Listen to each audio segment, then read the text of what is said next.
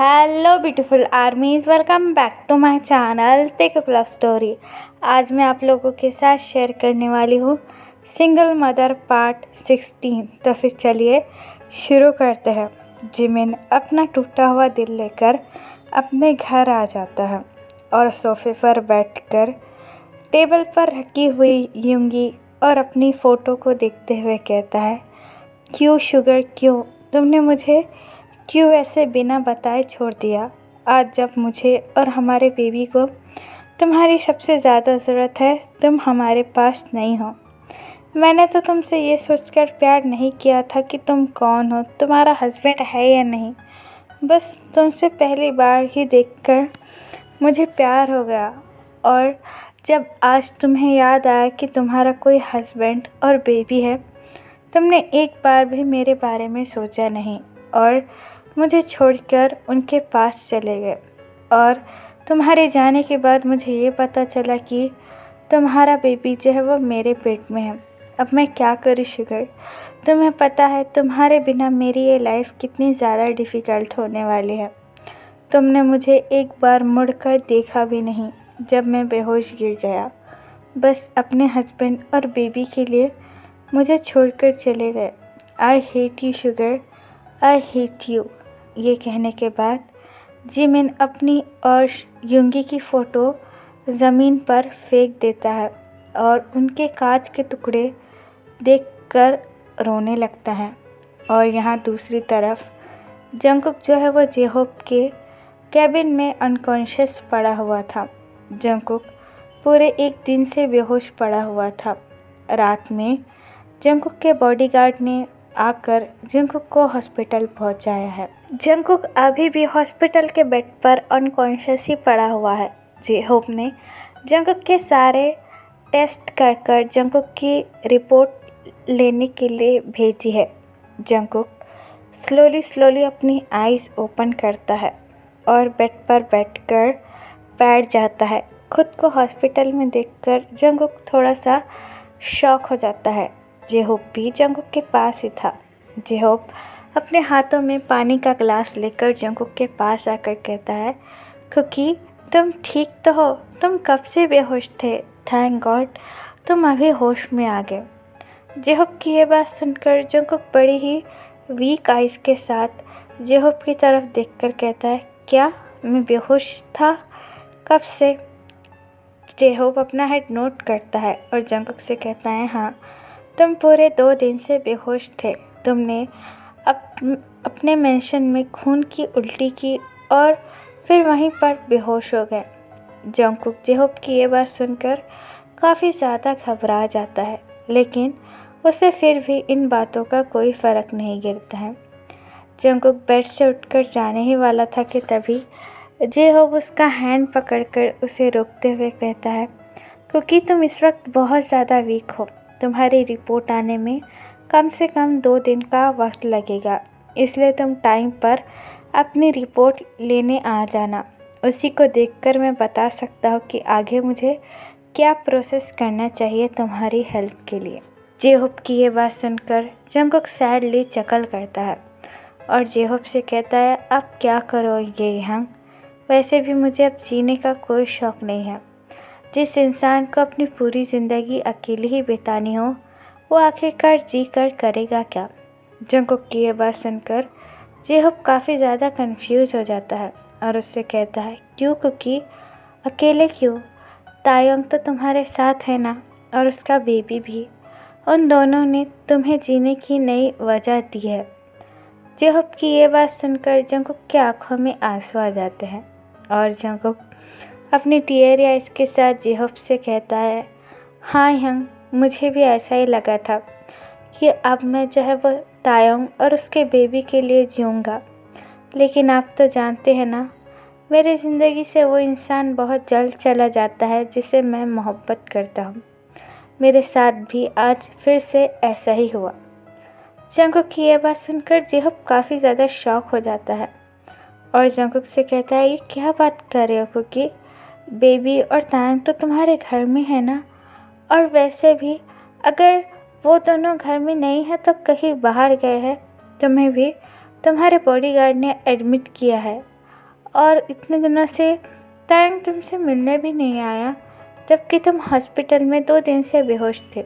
जेहोप की ये बात सुनकर जंगकुक को और भी ज़्यादा बुरा लगता है, लेकिन फिर भी जंगकुक अपने दिल पर पत्थर रखकर जेहोप से कहता है, दरअसल तायंग का हस्बैंड वापस आ चुका है और वो उसके हस्बैंड के साथ अपने बेबी को लेकर मेरे मेंशन से चला गया है।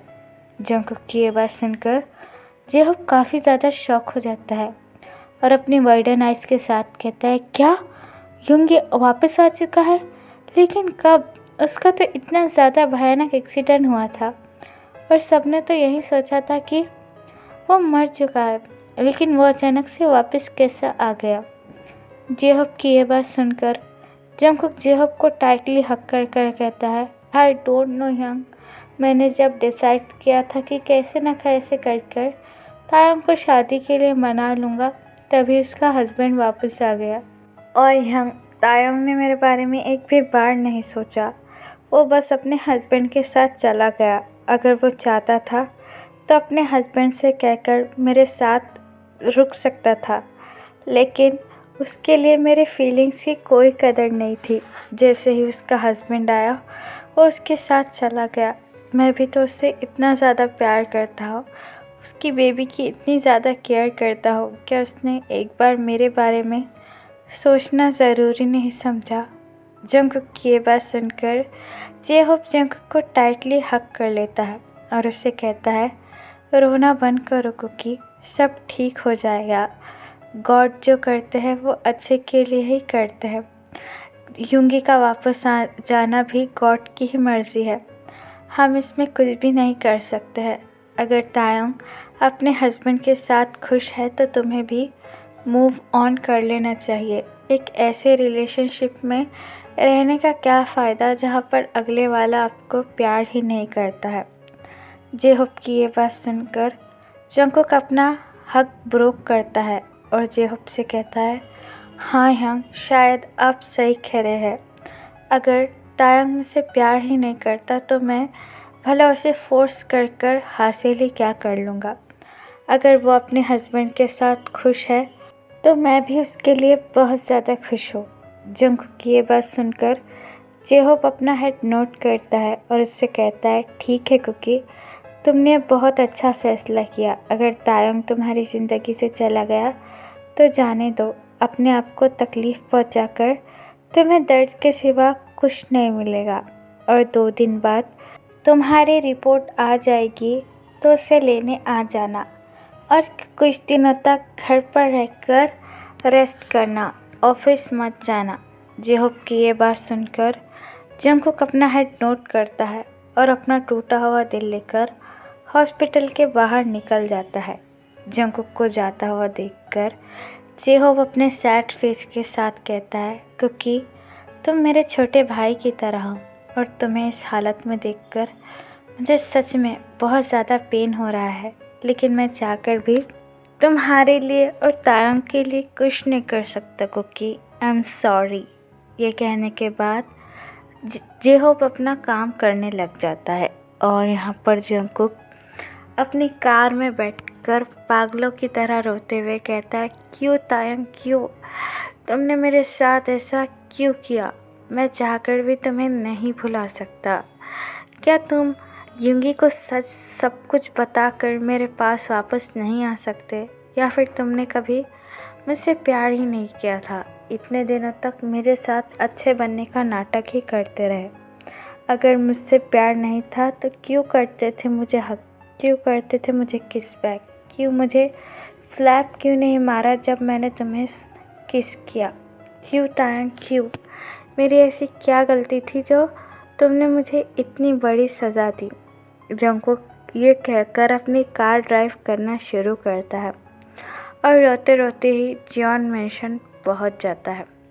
जंगकुक जियोन मैंशन में आकर अपने रूम में जाता है, जहां पर एंजल के काफ़ी सारे टॉयज़ रखे हुए थे। जंगकुक बेड पर आकर उन टॉय को होल्ड कर कर कहता है, एंजल, तुम मुझे मिस कर रहे हो ना baby? Appa also miss you so much. मगर मैं चाहकर भी तुम्हें अपने पास नहीं ला सकता। क्योंकि सच्चाई यही है कि I am not your biological father. तुम्हारे अब्बा यूंगी है और तुम्हें हमेशा अब उनके साथ ही रहना पड़ेगा।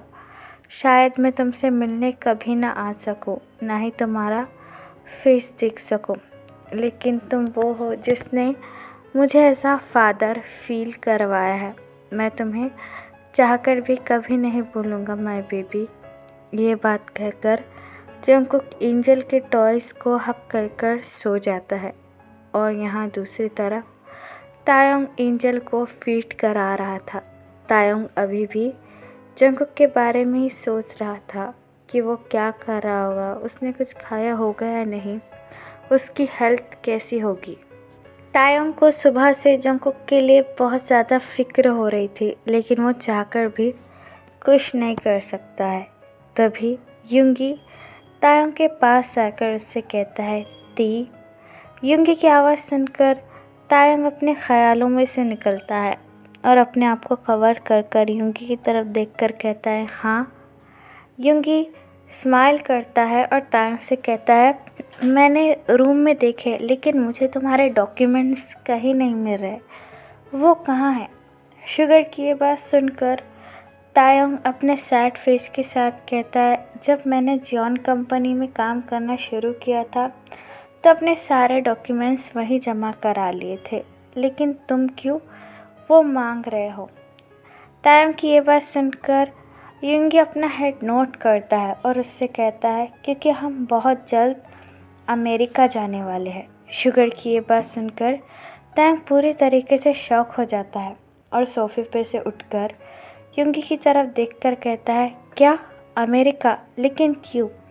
युंगी अपना हेड नोट करता है और उससे कहता है, हाँ, क्योंकि हमें एंजल के लिए अमेरिका ही जाना पड़ेगा, क्योंकि एक बार तुम्हारे बॉस ने उसे अपने अमेरिका के डॉक्टर को दिखा दिया, लेकिन मुझे ऐसा लगता है कि हमारे बेबी के लंग्स में और भी ज़्यादा प्रॉब्लम है, इसलिए मैं सोच रहा हूँ कि हम लोग अमेरिका ही शिफ्ट हो जाए, वहाँ पर अपना एक न्यू घर लेकर ज़िंदगी की नई शुरुआत करेंगे, ये सब कुछ भूलकर।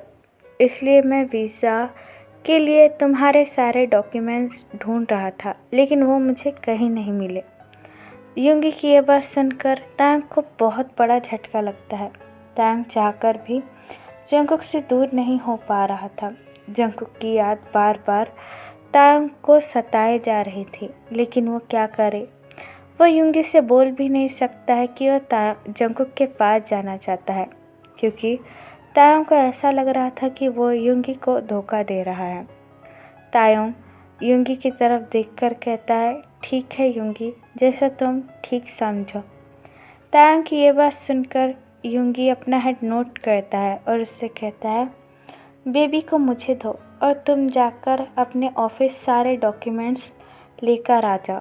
ये काम जितना ज़्यादा जल्दी हो सके उतना ज़्यादा ही हमारे बेबी के लिए बेहतर है, और मैं अपने बेबी की हेल्थ को लेकर और कोई भी कॉम्प्रोमाइज़ नहीं करना चाहता हूँ। शुगर की ये बात सुनकर तायोंग अपना हेड नोट करता है और बेबी को शुगर के हाथों में देकर कहता है, ठीक है युंगी, मैं अभी जाकर मेरे सारे डॉक्यूमेंट्स जियोन कंपनी से लेकर आ जाता हूँ। अगर बेबी रोने लगे तो उसे सुला देना और उसका अच्छी तरीके से ध्यान रखना। तायोंग की ये बात सुनकर युंगी अपना हेड नोट करता है और बेबी को बड़े ही केयरफुली अपने हाथों में लेकर तायोंग से कहता है, ठीक है, मैं बेबी को संभाल लूँगा, तुम जाकर अपने सारे डॉक्यूमेंट्स जियोन कंपनी से लेकर आ जाओ। युंगी की ये बात सुनकर तायोंग अपना हेड नोट करता है और अपना कोट पहनकर अपने घर से बाहर चला जाता है। तायोंग के जाने के बाद युंगी बेबी को लेकर अपने रूम में आता है और अपना फ़ोन हाथों में लेकर जिमिन के नंबर को डायल करने की कोशिश करता है, लेकिन युंगी में इतनी हिम्मत नहीं थी कि वो जिमिन से बात कर सके। युंगी अपनी टीयर आइज़ के साथ बेबी की तरफ देखकर कहता है, आई एम सॉरी बेबी, मैंने ना चाहते हुए भी तुम्हारे अम्मा के साथ चीट किया है, लेकिन मुझे नहीं पता कि मुझे जिमिन से कब प्यार हो गया। उसका मासूम सा चेहरा उसकी प्यारी प्यारी बातें मुझे अभी भी कई ज़्यादा याद कराती है उसकी। मैं चाहकर भी उसे नहीं भूल पा रहा हूँ। मैं जानता हूँ कि ये मैं तुम्हारे साथ और तुम्हारी अम्मा के साथ बहुत ज़्यादा गलत कर रहा हूँ, लेकिन मैं क्या करूँ। मैं चाहकर भी अपने मूची को नहीं भुला सकता। ये बात कहकर यूंगी बेबी को हक कर कर रोने लगता है और यहाँ पर तायंग बड़ी ही हिम्मत कर जियोन कंपनी के अंदर आता है। कंपनी को फिर से देखकर तायंग की पुरानी यादें ताज़ा हो जाती है कि वो कैसे पहली बार जंगकुक को इंटरव्यू देने इस कंपनी में आया था। तायंग अपने दिल पर पत्थर रखकर जंगकुक के केबिन का डोर ओपन करता है, लेकिन केबिन में कोई भी मौजूद नहीं था, जिसे देखकर तायंग पूरी तरह से कंफ्यूज हो जाता है और केबिन को देखकर कहता है, सर आज क्यों नहीं आए? आज तो मंडे है ना, और सर तो एक दिन की भी छुट्टी नहीं लेते, स्पेशली मंडे की। तो आज सर कंपनी में क्यों नहीं आए? कहीं उन्हें कुछ। तायंग जो है वो जंगकुक को अपने केबिन में ना देखकर बहुत ज़्यादा घबरा चुका था। तभी वहाँ पर रोज़े आ जाती है।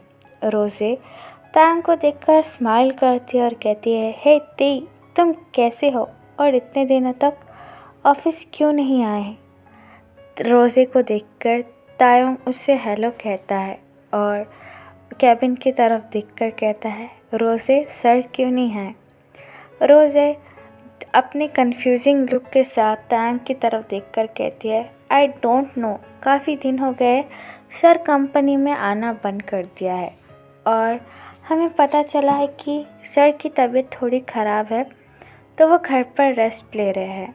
जंगकुक के बारे में ये सुनकर तायंग पूरी तरह से घबरा जाता है और रोज़े का हैंड होल्ड कर कर कहता है, क्या सर की तबीयत ख़राब है? क्या हुआ है उन्हें? क्या उन्होंने तुम्हें कुछ बताया? तायंग की ये बात सुनकर रोज़े अपना हेड नोट करती है और उससे कहती है, मुझे भी नहीं पता तायंग, बस हमें इतना ही पता चला है कि सर की तबीयत ख़राब है। और बाय द वे, तुम इतने दिन से ऑफिस क्यों नहीं आ रहे थे? रोज़े की ये बात सुनकर तायंग काफ़ी ज़्यादा सैड हो जाता है और उससे कहता है, बिकॉज मैंने रिज़ाइन कर लिया है। तायंग की ये बात सुनकर रोज़े काफ़ी ज़्यादा शॉक हो जाती है और उससे कहते हैं, रिज़ाइन? पर क्यों? तुम तो एक काफ़ी अच्छे एम्प्लॉय हो और सर भी तुम्हें काफ़ी ज़्यादा पसंद करते हैं। रोज़े की ये बात सुनकर तायंग सैड स्माइल करता है और उससे कहता है, क्योंकि मैं अब मेरे हस्बैंड के साथ अमेरिका जा रहा हूँ। तायंग की ये बात सुनकर रोज़े काफ़ी ज़्यादा शॉक हो जाती है और उससे कहती है, व्हाट? हस्बैंड? लेकिन तुम्हारे हस्बैंड तो मर चुके थे ना। रोज़े की ये बात सुनकर तायंग अपना हेड नोट करता है और कहता है, नहीं, वो ज़िंदा है। दरअसल कुछ गलतफहमी हो गई थी और वो कोमा में चले गए थे, लेकिन अब वो सही सलामत मेरे और मेरे बेबी के पास आ चुके हैं। तायंग की ये बात सुनकर रोज़े अपना हेड नोट करती है और उससे कहती है, थैंक गॉड, मैं तुम्हारे लिए बहुत ज़्यादा खुश हूँ। रोज़े की ये बात सुनकर तायंग सैड स्माइल करता है और उससे कहता है, ठीक है, मैं फिर कभी अपना डॉक्यूमेंट्स लेने इस ऑफ़िस में आ जाऊंगा और जब सर ऑफ़िस में आए तो मुझे कॉल कर कर बता देना। तायंग की ये बात सुनकर रोज़े अपना हेड नोट करती है और तायंग से कहती है, ठीक है, जब भी सर आ जाएंगे मैं तुम्हें बता दूंगी। रोज़े की ये बात सुनकर तायंग सैड स्माइल करता है और अपना सैड फेस लेकर जॉन कंपनी से बाहर आ जाता है। तायंग अभी भी जंगकुक के बारे में ही सोच रहा था कि आखिरकार उसे हुआ क्या होगा। तो फिर चलिए गाइस, इस पार्ट को मैं यहाँ ख़त्म करती हूँ। आपको ये पार्ट कैसा लगा प्लीज़ मुझे कमेंट में बताना और प्लीज़ प्लीज़ प्लीज़ चैनल को भी सब्सक्राइब कर देना। तो फिर चलिए गाइस, बाय। और मेरे फ्रेंड के अब्बू को हार्ट अटैक आया है तो उनके लिए दुआ भी करना। तो फिर चलिए गाइस, बाय। अल्लाह, take care, bye, apple for you.